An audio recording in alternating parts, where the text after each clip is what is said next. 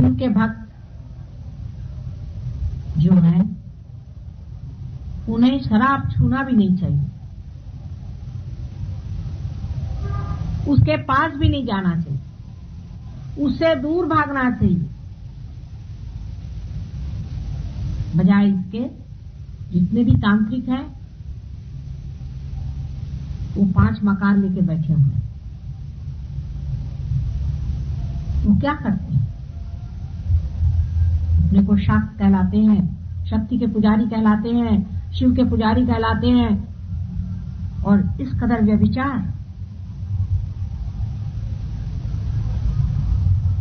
शिव और व्यभिचार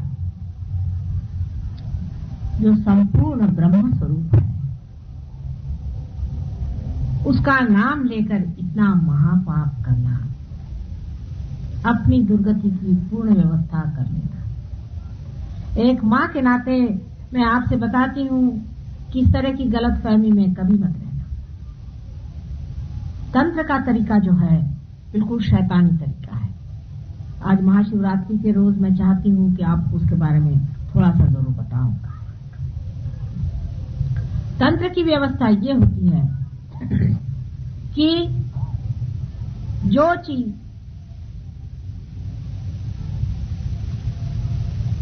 परमेश्वर को पसंद नहीं है, जो चीज देवी को पसंद नहीं है, वही करो। देवी के सामने ही गलत गलत काम करना शुरू करो। व्यभिचार, सब तरह की विद्रूप बातें, जिसे देवी देख करके घृणा से वहां से हट जाए। शुरू में तो देवी उन पे उत्पात करती है, कूदते हैं, नाचते हैं, चिल्लाते हैं, चीखते हैं, गर्मियां होती हैं, फोड़ी निकलती है बदन पे। इसको कुंडलिनी जागृति भी बहुत से लोग कहते हैं। मेरे पास ऐसे बहुत से लोग आए ट्रीटमेंट के लिए जो कहते हैं कि हमारे अंदर ऐसे लग रहा है जैसे हजारों बरैया काट रहे हैं, हमारी कुंडलिनी जागृत। और भी ऐसे आते हैं जो बताते हैं कि यहां से लेकर के यहां तक सब हमारे अंदर बड़े बड़े फफूंदे आ गए। यहाँ उषा इंस्टीट्यूट में एक डॉक्टर साहब हैं, उनका नाम मैं भूल गई,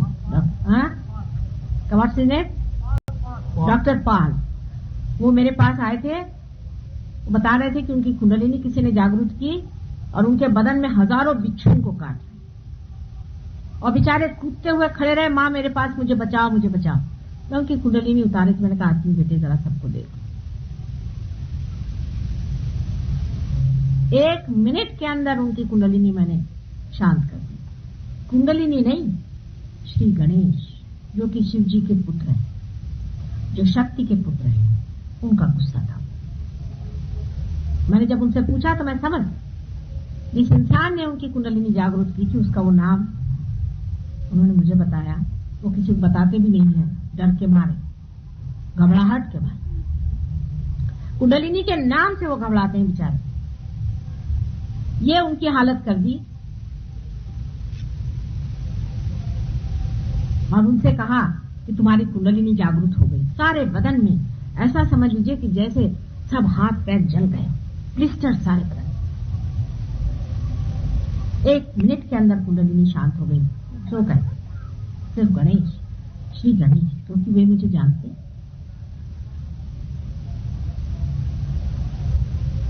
ऐसे तांत्रिकों से बहुत बच के रहने की जरूरत है। देवियों के सामने जाकर के खजुराहो में आप जाके देखिए इन तांत्रिकों ने क्या उत्पात कर रखा है। 6वीं सदी में शंकराचार्य के बाद में तो इन्होंने एक नया ही जंग खड़ा कर। जैसी देवी की बात उन्होंने कही, उन्होंने सोचा कि हाँ अब मां का राज्य आने वाला है, चलो इसके पीछे लग जाओ। उस वक्त के राजा लोग बहुत ही गिरे हुए, बहुत ही बुरे नजर से देवी की ओर देखते थे। इतने दुष्ट लोग उस वक्त राज्य करते थे, पूरा पट्टा की पट्टा यहां से बंगाल तक। और उनके जो मंत्री लोग थे वो यही थे, जैन। जैन लोगों में खाने के मामले में तो पट्टे बांध के घूमते हैं। मुंह पर। औरत के मामले में कोई झगड़ा नहीं, मुंह पे पट्टे बांध के घूमने से सोचते हैं हो गया वो, कृष्ण को नाम धरते हैं कि वो संहारक था, राम को नाम धरते हैं कि वो संहारक था। हालांकि महावीर बहुत ऊंची चीज है। जैसे हमने सबका ही ठिकाना किया है, ऐसे जैनियों ने महावीर का भी ठिकाना कर दिया। ये तो सभी के एक एक ढंग होते हैं। उन्होंने ये प्रथा चलाई कि छोटे छोटे लड़के लड़कियों को भी वो आश्रमों में भेजते, जैसे कि पोप करते हैं। उस वजह से इस कदर अनैतिकता बढ़ गई, जबरदस्ती की बात, यहां तक कि ब्राह्मणों ने भी ये बात उठाई कि विवाह के पश्चात भी मनुष्य को बिल्कुल संयमित रहना चाहिए और ब्रह्मचर्य में रहना चाहिए। बिल्कुल अननेचुरल सी बातें। उसके जो दबाव से खजुराहो जैसी गंदी चीजें तैयार हो। हालांकि खजुराहो में मैं जरूर कहूंगी कि कलाकारों ने भी कमाल कर, जहां जहां उन्होंने मूर्तियां बनाई वहां देवी देवताओं की मूर्तियां काफी बड़ी बड़ी बनाई, मोटी मोटी, क्योंकि होते ही देवी देवता मोटे ही होते हैं, क्योंकि उनको पानी की बहुत जरूरत है। जितने चक्र चलते रहते हैं तो पानी तो ऊपर से चाहिए, नहीं तो चलेगा नहीं। और बाकी ये छोटी छोटी लंबी लंबी पतली पतली कहीं कहीं उन्होंने लगा दी राजा को खुश करने के लिए।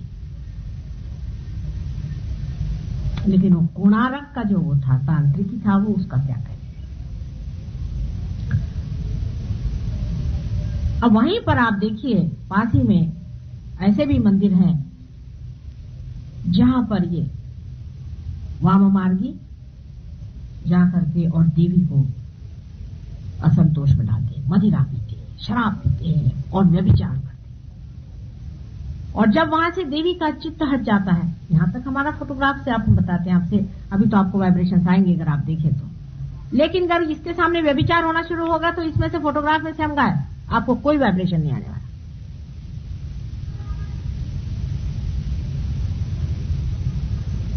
चित्त हट जाता है, चित्त ही हट गया, क्योंकि व्यभिचार और गंदगी के पास देवी क्यों रहने चाहिए।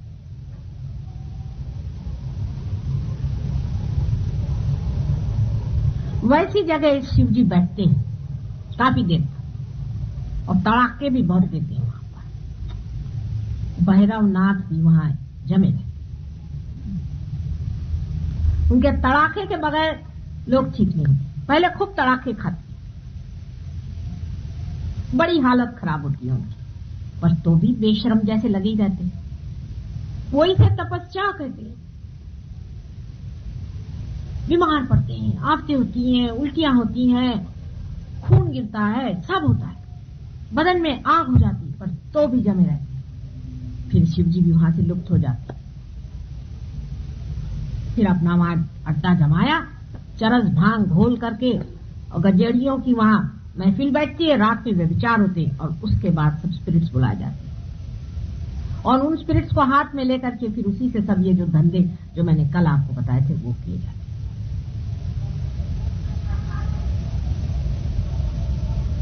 शिवजी के भोलेपन की ये हद है, इतना इनोसेंस का वो पुतले हैं कि जब रावण ने उनसे कहा कि अब तुम मुझे अपनी शक्ति ही दे दो, तो उन्होंने उसको भी दे दिया। इतना भोलापन, निष्पाप, जिनको कि पाप ही क्या है नहीं मालूम, पाप को भी खा जाए, सबके सब चीज खा जाए, लाओ जो कुछ खाना है खा जाए। जैसे गंगा में सारे पाप धुलते हैं कहते हैं, सो आप समझ सकते हैं कि गंगा में इसलिए पाप धुलते हैं कि शिवजी के जटा से उतर आई, इसीलिए जिनके जटा को छूने से ही इतने पाप धुलते हैं, जो स्वयं साक्षात जो होंगे सो क्या होंगे सो बता दी, जिनका साक्षात करने से ही सारे जिसके पाप धुल जाते हैं, जिनको याद करने से ही सबके जो जितने भी भवसागर के जितने भी लगे हुए पशु पक्षी के तरह से चिपके हुए जो कुछ भी गंध मैल आदि जीवित और निर्जीव जो कुछ भी हो, सारी बाधाएं हैं जिसकी खत्म हो जाती है। ऐसे शिव जी के लिए लोग ये कहते हैं कि व्यभिचार से शिव जी खुश होते। ऐसे संसार में क्या बात की जाए।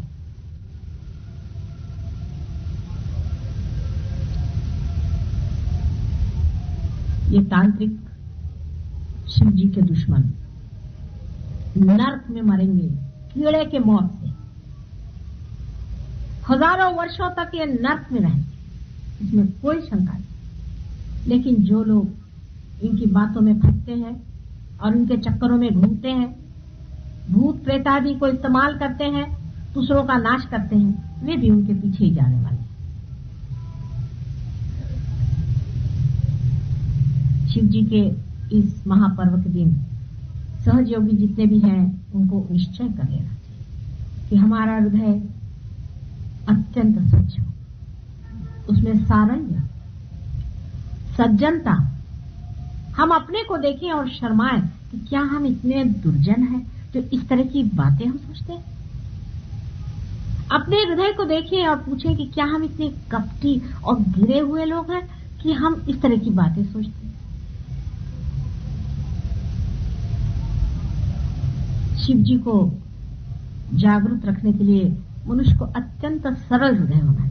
शिव जी भोले थे, ऐसे आदमी बड़े भोले होते हैं, और लोग कहते हैं कि ऐसे लोग ठगे जाते हैं। सारी दुनिया ने भी ठग लिया तो कुछ नहीं गया। आपके ठगने पे सभी चला जाता है, आप किसी को मत ठगिए।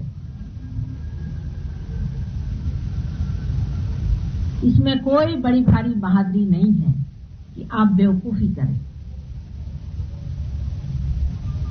आपने अगर किसी को एक मर्तबा ठगा,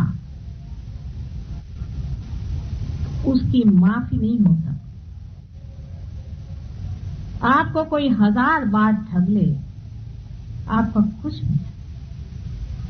जो आदमी भोला होता है उसको कोई ठग ही नहीं सकता। ये तो मन के भाव है कि इसने इसको ठग लिया, उसने उसको ठग लिया। आप ठग करके क्या इकट्ठा करते? धन, ठगा हुआ धन, दूसरे को ठगा हुआ धन कितना नुकसानदेह होता आपको पता नहीं।